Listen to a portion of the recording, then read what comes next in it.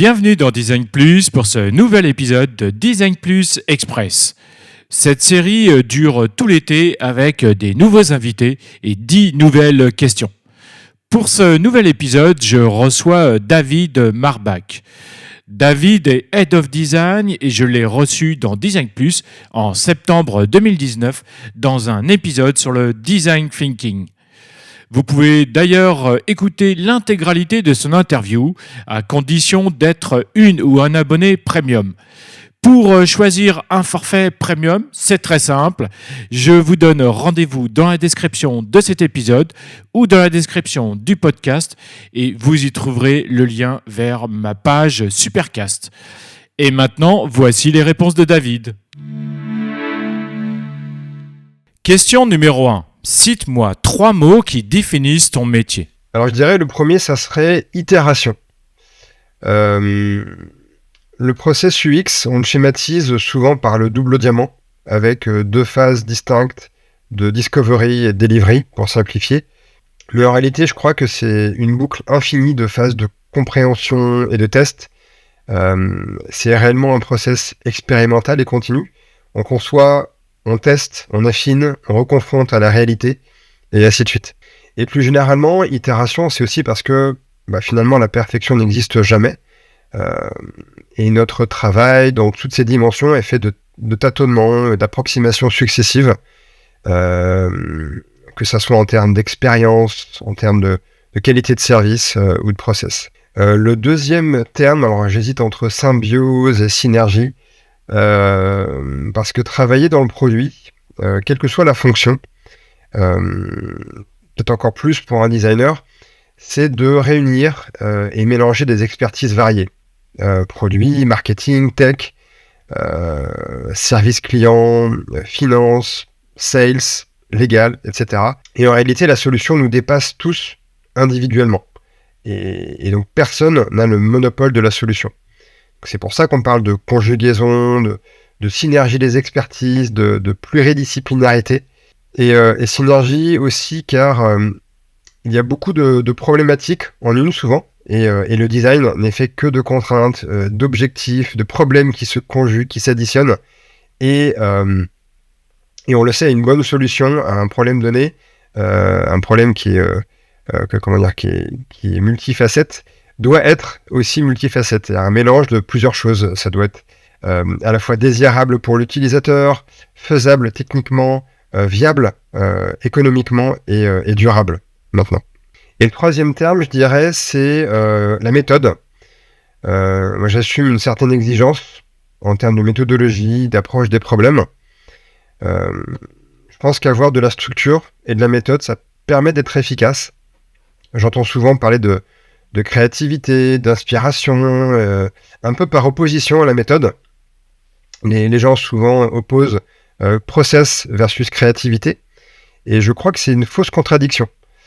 Dans la réalité, le problème que je constate souvent, c'est que les gens, les équipes déploient une énergie et une soi-disant créativité à produire des idées qui ne répondent à aucun besoin ou qui y répondent mal ou qui ne prennent pas en compte la perspective de l'utilisateur. Et je crois qu'un bon process, il n'y a pas un seul bon process, mais le bon process pour une problématique donnée permet justement de canaliser cette créativité.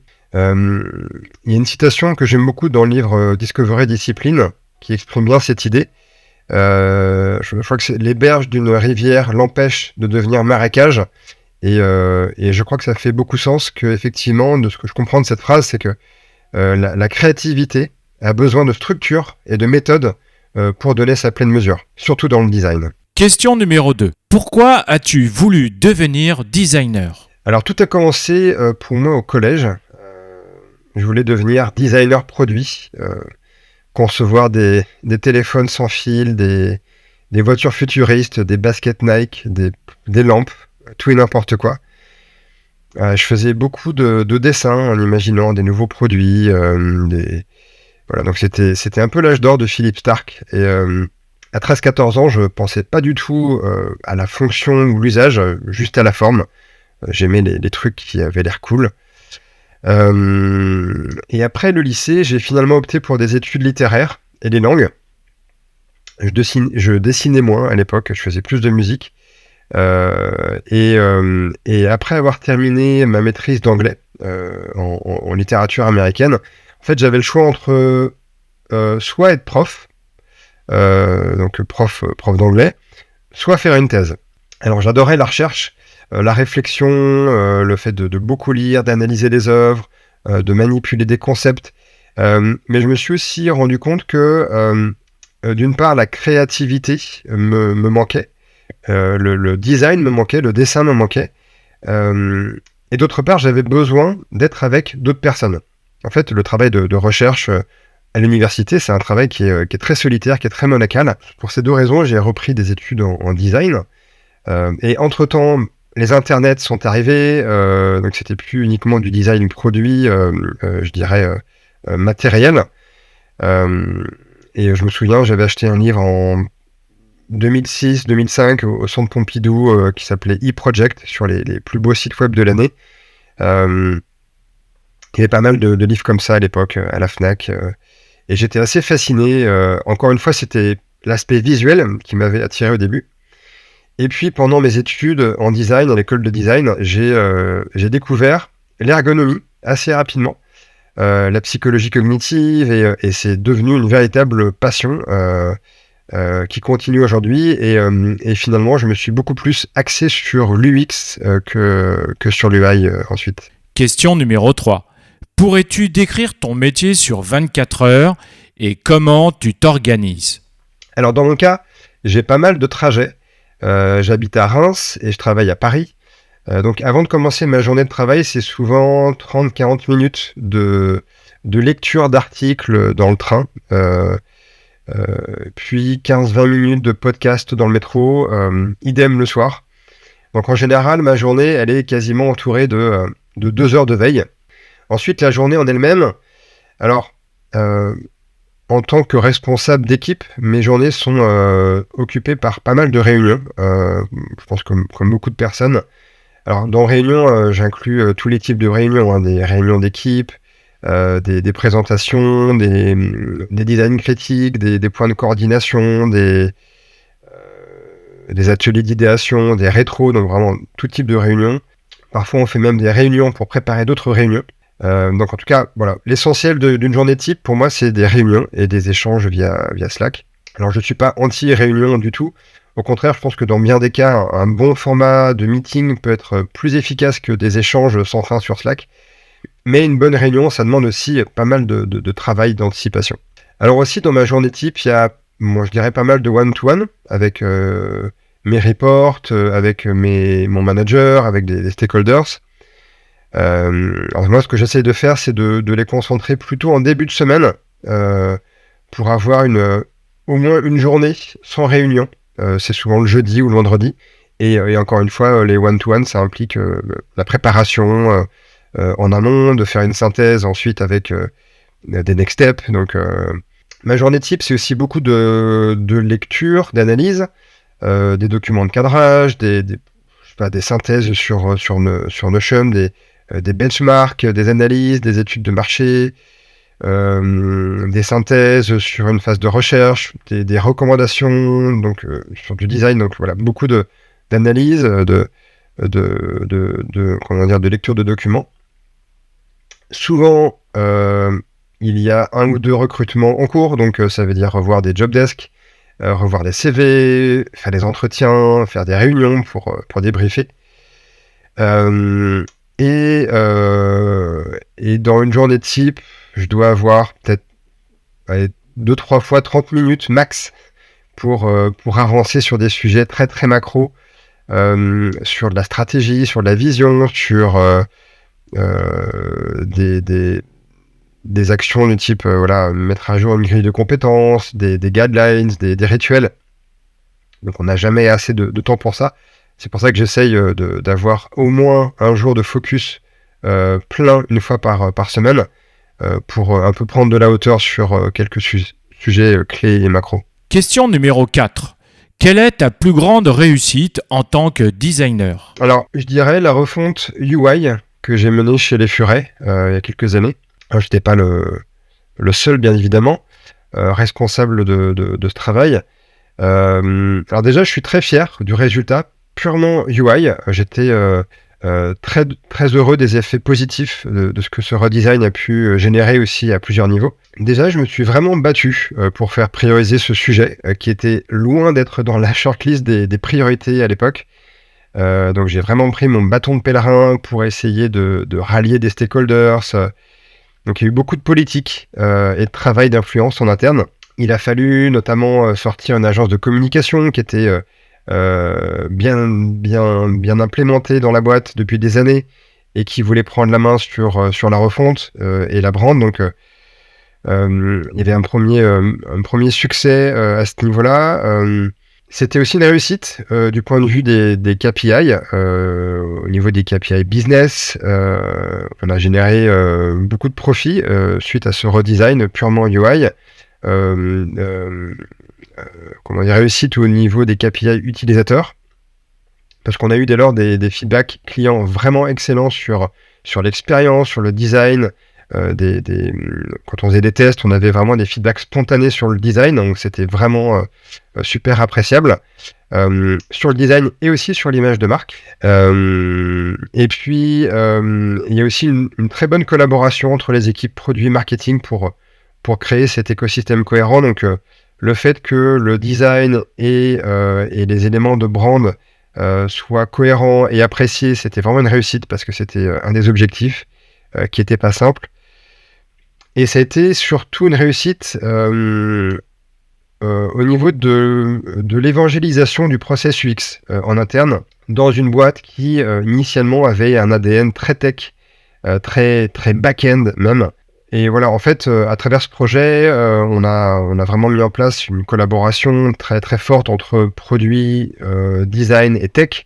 Notamment au niveau du product trio. Alors chez nous c'était PO, design, designer et dev, qui était vraiment hyper efficace et qui a perduré ensuite, puisque à la suite de ce redesign, en fait le process UX, le trio, l'itération, etc., le fait de problématiser les choses, voilà, enfin tous les éléments, tous les ingrédients du process UX ont été ensuite bien implémentés dans les futurs projets, dans les futurs squads.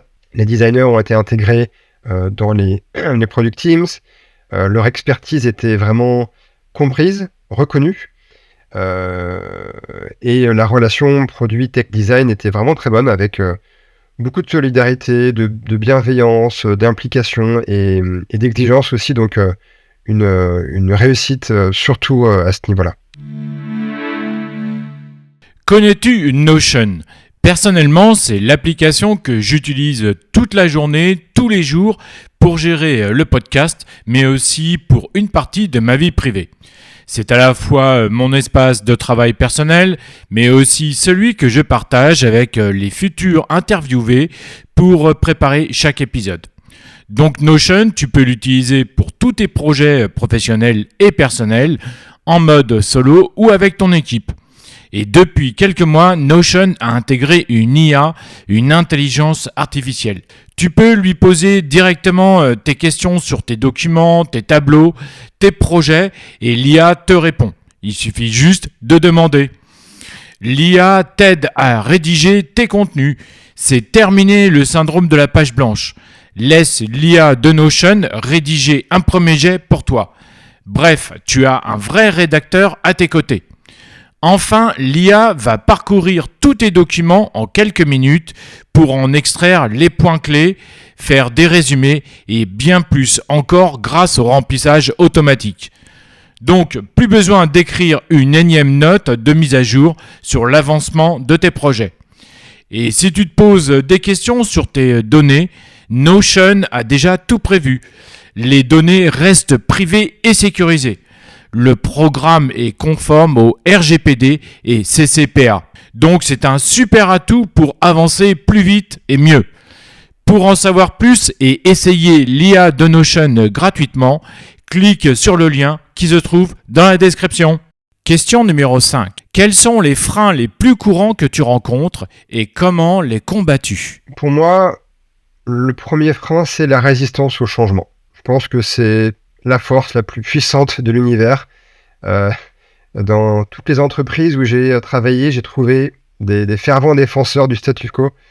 Alors bon, il n'y a pas de formule magique, en tout cas j'en ai pas pour éviter ça.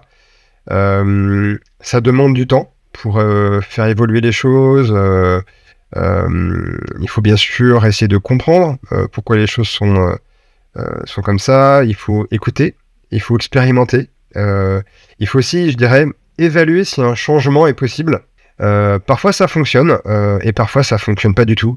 J'ai d'ailleurs quitté ma précédente boîte car ma vision et les changements que je voulais opérer et ne correspondaient pas du tout à la vision du DG. Ça convergeait pas, donc voilà, j'ai préféré partir.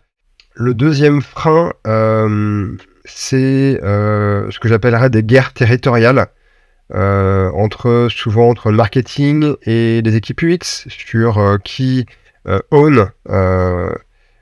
qui est responsable de la voix du client, par exemple. Il y a toujours eu ces petites guéguerres.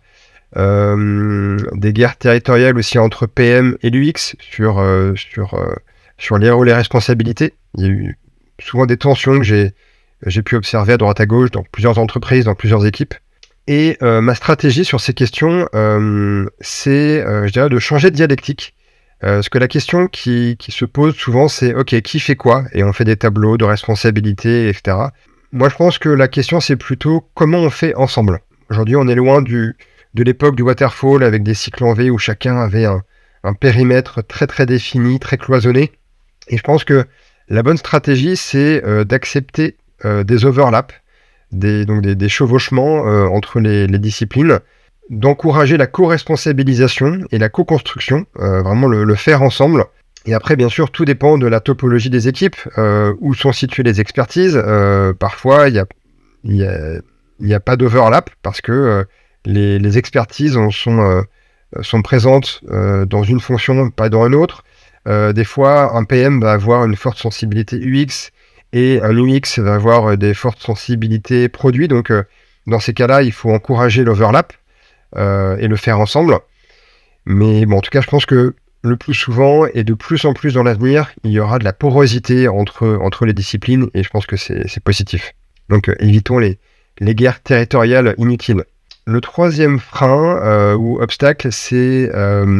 moi, je vais faire simple, je vais appeler ça des roadmaps très définis. C'est compliqué d'arriver dans une entreprise et d'essayer de mettre en place des pratiques UX basées sur l'expérimentation, l'itération, sur la notion de test d'hypothèse, quand il y a déjà une belle roadmap à 18 mois qui est quasiment verrouillée par la finance et le produit et la tech, et où il est question uniquement de livrer des features ou des produits. Dans ces entreprises, et je pense que c'est assez généralisé, c'est je dirais un peu le règne de la conviction et de l'illusion du contrôle.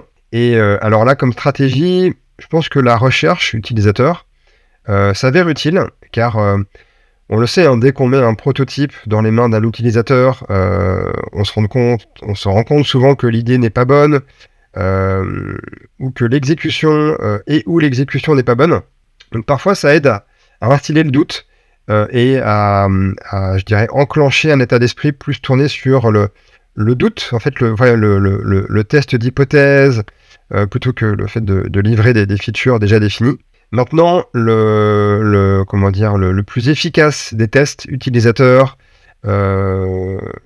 n'empêche pas une roadmap bulldozer d'avancer. Et une technique que j'avais utilisée il y a 2 ans dans une autre boîte, c'était de lister sur les 12 derniers mois tous les projets qui avaient été menés et de lister sur tous ces projets ceux qui avaient fonctionné et ceux qui n'avaient pas fonctionné, donc, qui n'avaient pas permis d'atteindre nos objectifs. Et j'avais listé en face de ça aussi le temps que ça avait pris. Pour dire à la fin, bon ben voilà, on a fait, 40 projets dans l'année, et on le voit, 70% des projets sont des fails. C'est-à-dire que dans 70% des cas, on n'a soit pas atteint nos objectifs, les objectifs qui avaient été fixés, soit des fois on a dégradé la situation avec ce projet-là, et en plus on a pris du temps pour le faire. Des fois c'était, je prenais comme mesure la première réunion, le premier kick-off, jusqu'à la fin de livraison de la dernière itération pour dire, voilà, en fait, ça nous a pris 5 mois. 5 mois pour perdre de l'argent, donc voilà. Quand est-ce qu'on commence à tester des hypothèses plus tôt dans le process, plutôt que, ce comité a livré quelque chose qui, en plus, souvent dépasse la timeline établie. Donc, je pense que mettre une entreprise en face de ses échecs, ça peut être une bonne stratégie pour justement changer cette approche. Question numéro 6. Qu'est-ce que tu lis ou qu'est-ce que tu regardes pour apprendre et progresser ? Alors, tout ce que je peux. Des livres. Je lis beaucoup de livres. Je dirais un livre pro par mois, grosso modo. Parce qu'en plus, quand je lis des livres, je prends des notes à côté, je souligne, donc ça me prend du temps. Beaucoup d'articles, globalement via Medium.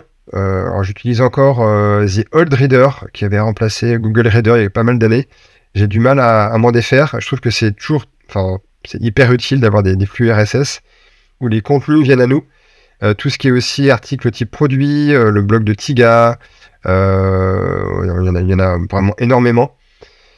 Donc des articles, des podcasts, Design Plus bien sûr, il y en a d'autres, Parlons Design, Design Journeys, des podcasts en anglais, Design Leadership, et des podcasts produits, je pense à Product Tape par exemple, le podcast aussi de Melissa Perry, j'ai oublié son nom.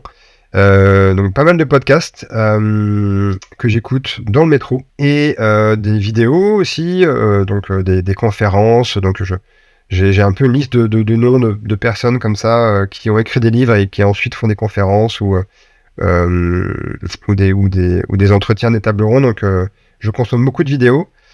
Et voilà, donc voilà, tout ce que je peux pour apprendre et progresser et aussi solliciter les équipes pour que chacun puisse partager vraiment ses learnings, les techniques à tester, les approches. Je vais des fois tester je vais lire des détracteurs. Par exemple, à l'époque où j'étais archi fan du double diamant, je lisais aussi des détracteurs du double diamant pour avoir vraiment une image assez globale des forces et faiblesses de chaque process. Question numéro 7. Dans tes interventions, comment tu repères le bullshit du vrai ? Alors, je doute beaucoup, en règle générale. Donc, quand je comprends pas quelque chose, en fait, je me demande toujours si A, je suis trop lent à comprendre et que c'est ma faute, ou B, ce qui est dit manque de sens ou est creux. Il y a une phrase de Nietzsche qui dit que il y a beaucoup de gens qui troublent leurs os pour les faire paraître profondes.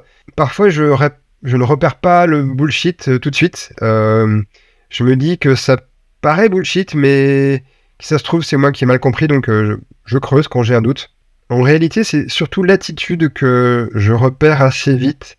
Et encore, je peux me tromper, mais l'attitude des personnes qui veulent se montrer importantes, qui coupent la parole, ou qui veulent pas la rendre dès qu'ils l'ont et qui se paraphrasent à l'infini. Les personnes qui aiment s'entendre parler, qui se répètent, bon, c'est un indice peut-être de bullshit. À l'inverse, une personne qui écoute en général, qui observe en silence, qui dit jamais rien et qui un jour dans une réunion va prendre la parole, se faire violence et va dire 3 mots, je vais avoir tendance à accorder beaucoup d'importance et de crédit à ces termes-là. Alors, c'est pas nécessairement une preuve de pertinence, mais c'est aussi un bon indice. Donc voilà, pas de stratégie, mais des doutes et que j'essaye un peu de creuser, de poser des questions pour essayer de comprendre, pour m'assurer qu'il y a de la véracité, il y a du fond dans ce qui est dit. Question numéro 8. Donne-moi un secret sur ton métier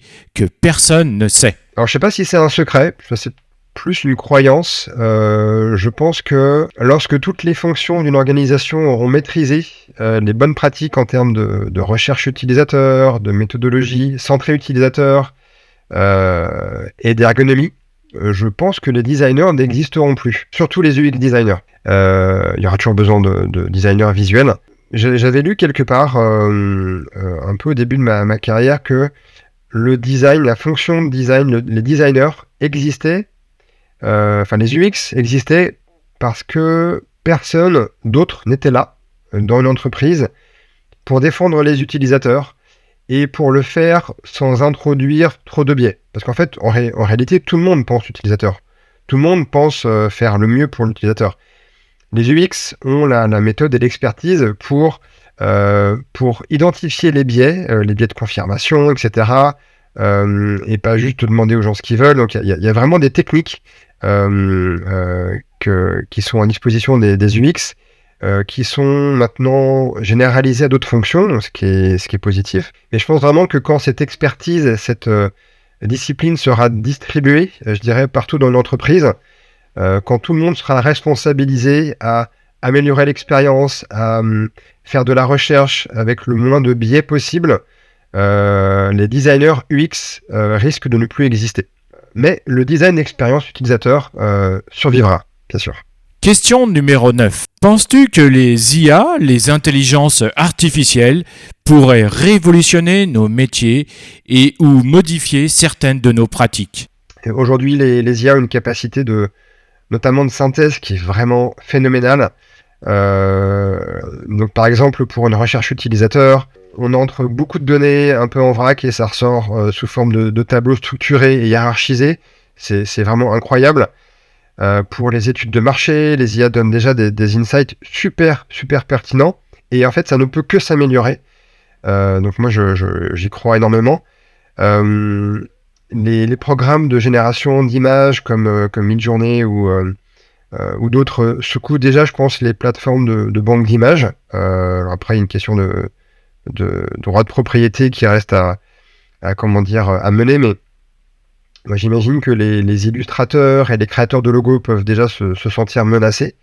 J'ai vu récemment qu'une pochette de livre a été supprimée parce qu'elle avait été générée par une IA. Donc voilà, ça va poser des questions de type juridique, je pense. Moi, demain, ça me semble évident qu'on pourra balancer 2-3 croquis mal tracés à une IA et demander à l'IA de nous faire plusieurs versions de maquettes ou même de faire un design system en entier. Donc oui, je crois que ça va révolutionner nos métiers. Je pense pas que les métiers vont être remplacés, pas tout de suite en tout cas, mais que ça va être une compétence en plus, ça l'est déjà. Ça va servir, je dirais, d'accélérateur, de facilitateur, ça va libérer aussi du temps de production et laisser de la place pour de nouvelles pratiques. Et en fait, c'est ce qui se passe souvent avec les nouvelles vagues technologiques. Ça va donner lieu à d'autres innovations.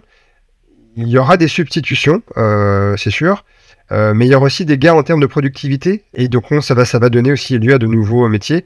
Par exemple, dans la robotique, on parle maintenant de nouveaux métiers comme les cobots pour justement faire, manipuler les robots. Donc, il y aura sûrement la même chose au niveau des IA.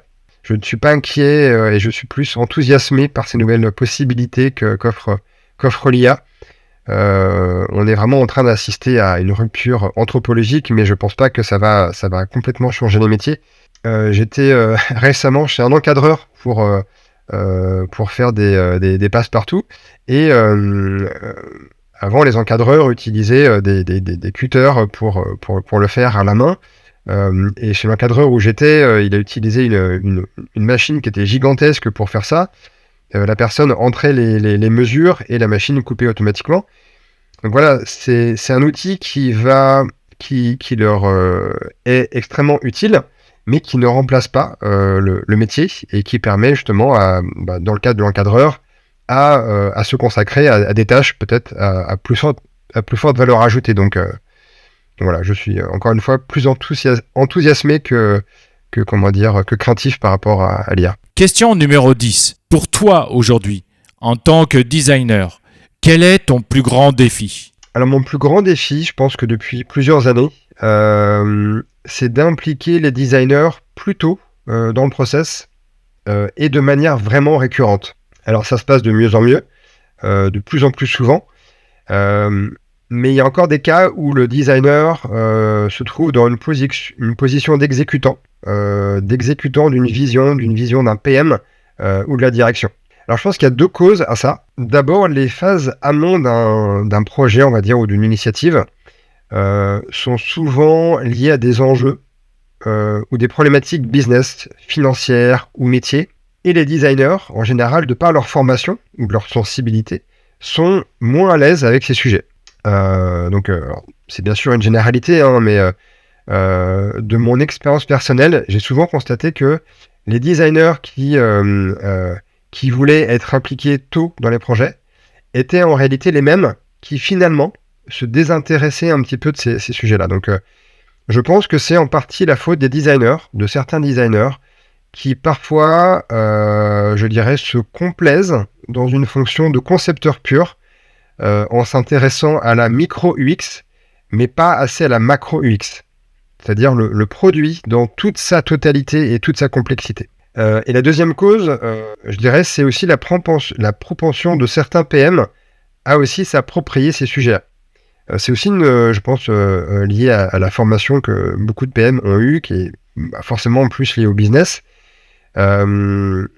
J'ai toujours vu des PM, encore une fois, pas systématiquement, mais souvent, des PM ou des chefs de projet qui mettaient un peu les designers à l'écart de ces réflexions qui sont très structurantes, avec une logique du type un peu, toi t'es designer, tu fais le design, nous on parle business. Et j'ai eu des expériences dans différents types d'organisations, dans du e-commerce, dans l'assurance, dans du SaaS, en agence aussi, et je crois que plus le sujet est complexe, moins les designers font l'effort de comprendre le produit en profondeur.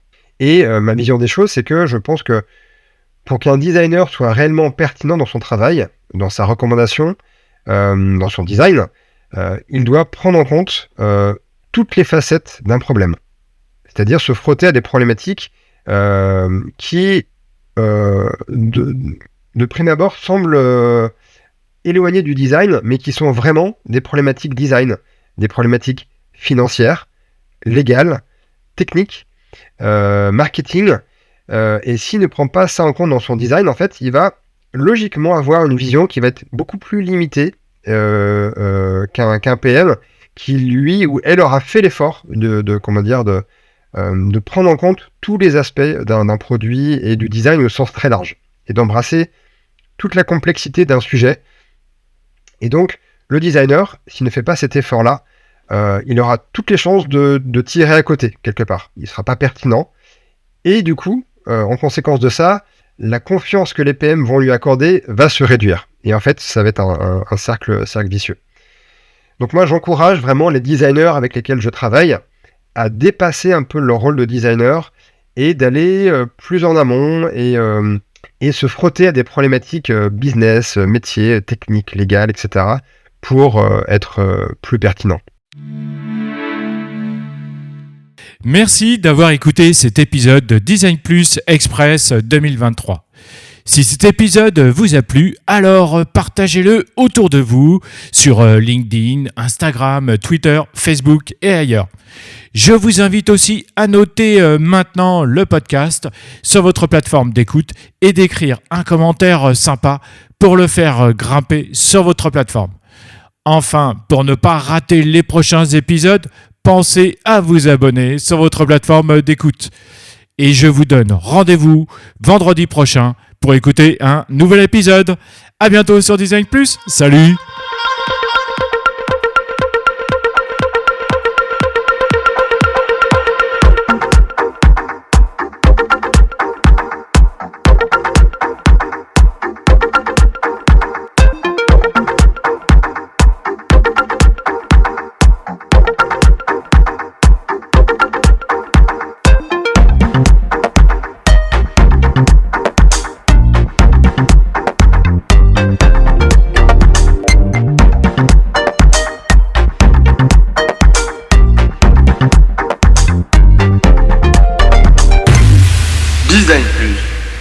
Design Plus.